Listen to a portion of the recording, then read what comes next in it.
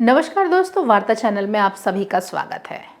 बिहार के इस्लामी वक्ता मौलाना अब्दुल्ला सलीम चतुर्वेदी को उत्तर प्रदेश पुलिस की एसटीएफ ने गिरफ्तार किया है। ये गिरफ्तारी बिहार के पूर्णिया जिले के अमोर थाना क्षेत्र से हुई है। मौलाना पर उत्तर प्रदेश के मुख्यमंत्री योगी आदित्यनाथ की मां पर विवादित टिप्पणी करने का आरोप है। इस मामले में मौलाना पर 80 से ज्यादा मुकदमे दर्ज है। इसी मामले के तहत कार्रवाई करते हुए यूपी पुलिस ने पूर्णिया से मौलाना को गिरफ्तार कर लिया है। फिलहाल यूपी एसटीएफ मौलाना को लेकर गोरखपुर पहुंच गई है, जहां उनसे पूछताछ चल रही है। महज 5 मिनट के अंदर सादे लिबास में पहुंची यूपी एसटीएफ ने मौलाना को गिरफ्तार कर लिया। यूपी एसटीएफ की इस कार्रवाई से दमालपुर गांव के लोग अचंभित रह गए। लोगों को समझने का मौका तक नहीं मिला। पहली नजर में लोगों को लगा कि अपराधी किसी व्यक्ति का अपहरण कर रहा है। तो आइए देखते हैं इस पर हमारी एक खास रिपोर्ट। मैं अब्दुल्ला सलीम कासमी अपने एक जुर्म का एतराफ़ कर रहा हूँ। 5 मई सन 2024 को ज़िला भागलपुर के एक बस्ती में मीरानचक में एक समाज सुधार तालीमी अवेयरनेस कॉन्फ्रेंस में मैं हाज़िर हुआ था और उसमें मेरी स्पीच हुई थी। उसी बीच में मेरी ज़ुबान से कुछ ऐसी गंदी बातें निकली। उत्तर प्रदेश के सीएम साहब के माता के लिए जो मेरी ज़ुबान से नहीं निकलना चाहिए था।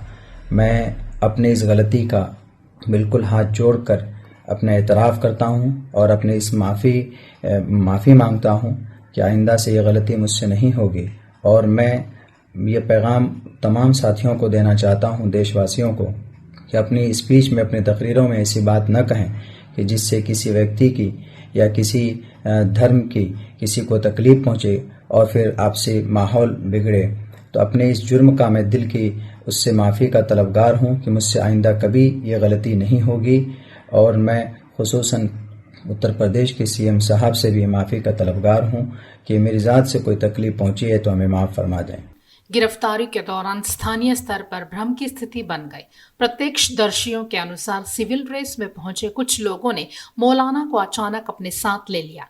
इस दौरान हथियार दिखाए जाने की भी बात कही गई है, जिससे लोगों को यह घटना अपहरण जैसी लगी। शुरुआती घंटों में स्थानीय पुलिस की ओर से कोई स्पष्ट जानकारी नहीं दी गई, जिससे अफवाहें और तेज हो गई। मामला तब स्पष्ट हुआ जब अमोर के विधायक अख्तरुल ईमान ने थाने में संपर्क किया। इसके बाद पुष्टि हुई कि यह कार्रवाई यूपी एसटीएफ की टीम ने की है। विधायक ने मौलाना के परिवार से भी बातचीत कर उन्हें स्थिति की जानकारी दी और भरोसा दिलाया कि मामला कानूनी प्रक्रिया के तहत है।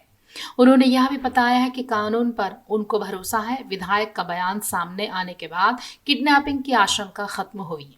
इस पूरे मामले की जड़ एक वायरल वीडियो को माना जा रहा है। मार्च की शुरुआत में एक धार्मिक सभा के दौरान मौलाना ने गौकशी कानूनों और उससे जुड़े मुद्दों पर टिप्पणी की थी। इसी दौरान उनके कुछ बयान आपत्तिजनक बताए गए, जिनमें धार्मिक भावनाओं और व्यक्तियों को लेकर अभद्र भाषा का आरोप लगा। वीडियो सोशल मीडिया पर तेजी से वायरल हुआ, जिसके बाद कई जगह विरोध शुरू हो गया।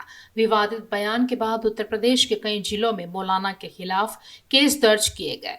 बलरामपुर और बहराइच समेत कई स्थानों पर अलग अलग शिकायतों के आधार पर एफआईआर दर्ज हुई। आरोपों में धार्मिक भावनाओं को ठेस पहुंचाना, समाज में वैमनस्य फैलाना और आपत्तिजनक टिप्पणी करना शामिल है। पुलिस ने इन मामलों के आधार पर आगे की कार्रवाई शुरू की थी, जिसके बाद एसटीएफ ने यहां गिरफ्तारी की। मौलाना के विवादित बयान के बाद यूपी में उनके खिलाफ 83 से 84 एफआईआर दर्ज हो चुकी है। बलरामपुर में 7 मार्च को भाजपा जिला अध्यक्ष रवि मिश्रा की तहरीर पर कोतवाली नगर थाने में केस दर्ज हुआ। बहराइच में विश्व हिंदू परिषद ने कानूनी प्रकोष्ठ संयोजक अजित प्रताप सिंह की शिकायत पर दूसरा केस दर्ज किया गया। इनमें भारतीय न्याय संहिता की धारा 196 1A, 299, 353 1 आदि शामिल है, जो दुश्मनी फैलाने, धार्मिक भावनाओं को ठेस पहुंचाने और गलत सूचना फैलाने से संबंधित है। मौलाना अब्दुल्ला सलीम कासमी, जिन्हें चतुर्वेदी नाम से भी जाना जाता है, सीमांचल क्षेत्र में एक चर्चित इस्लामी वक्ता है। उनके भाषण यूट्यूब और सोशल मीडिया प्लेटफॉर्म पर काफी देखे जाते हैं। वे धार्मिक और सामाजिक मुद्दों पर खुलकर अपनी राय रखते हैं। उनके नाम के साथ चतुर्वेदी जोड़ने को लेकर भी पहले विवाद हो चुका है। बहरहाल यह पूरा मामला राजनीतिक और सामाजिक रूप से संवेदनशील बन गया है। वहीं पुलिस की आधिकारिक प्रतिक्रिया का इंतजार है। जानकार कहते हैं कि मामला कानून, राजनीति और अभिव्यक्ति की सीमा जैसे बड़े सवालों से भी जुड़ गया है। ऐसे में आने वाले दिनों में इस पर पुलिस और प्रशासन की अगली कार्रवाई पर सभी की नजरें टिकी रहेंगी। खास खबरों के लिए देखते रहिए वार्ता चैनल।